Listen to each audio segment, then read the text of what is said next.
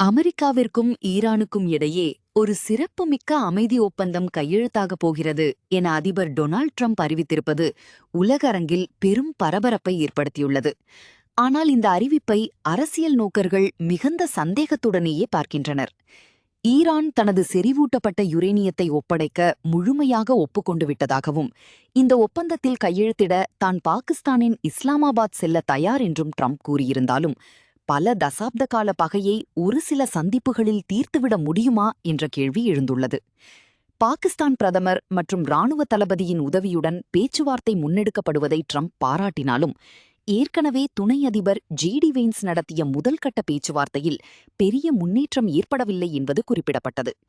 எனவே இது ஈரானின் உண்மையான நிலைப்பாடா அல்லது ட்ரம்பின் அதிரடியான தேர்தல் பாணி அறிவிப்பா என்பது வரும் நாட்களில் மீண்டும் பாகிஸ்தானில் நடைபெறவுள்ள பேச்சுவார்த்தைகளின் முடிவில்தான் தெரியும். இதை பற்றி நீங்க என்ன நினைக்கிறீங்க? கமெண்ட்ல சொல்லுங்க. மறக்காம சப்ஸ்கிரைப் பண்ணுங்க.